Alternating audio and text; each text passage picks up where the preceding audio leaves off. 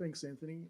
Really, I think something that's been on my mind as somebody involved in the trial in Orange is just how the system, the health system, various other systems might support this. And I take your point about we're all in the trial stage still, or just beyond, or in that dead zone, waiting to see what will happen, or trying very hard to find ways to increase the chances of being able to translate, upscale, and make this available. I'm curious about the NDIS. I work partly in NGO world and partly with state health, and I haven't ever encountered a situation where a person who could benefit from cognitive remediation therapy has got that in their plan, and I just wondered if there were examples that you might know of. Yes, well, we're fighting towards that at the moment, and I suppose it is bringing together people who are trained in cognitive remediation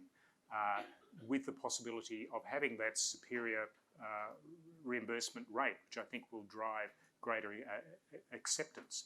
I think it's also important to think whose business is recovery at the moment, and health services are increasingly moving out of the recovery business and more into the acute care and decreasing bed block, basically, and so that's one of the basic problems.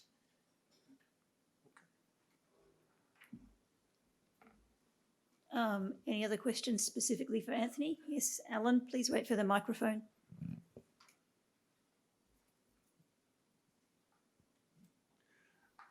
Thanks, Anthony. I'm just wondering about when we're talking about various things that can augment or precede or follow from CRT, like CBT, the connection there.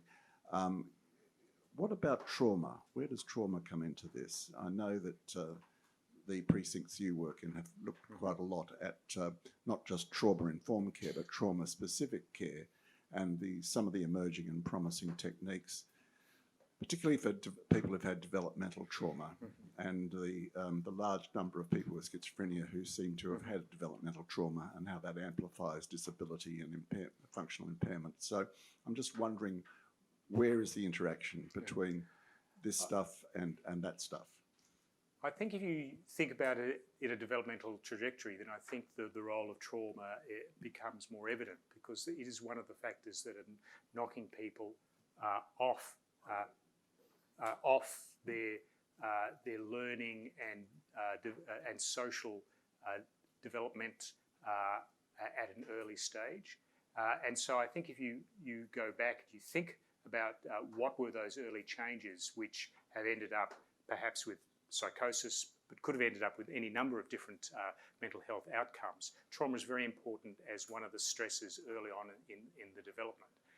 And so when you come to think about why is it to get that formulation for the individual that this has happened to me and I've been left with these particular problems, then that helps greatly with the explanatory power, but also allows you to take account of some of their own individual circumstances. So that's how I think about it in that way.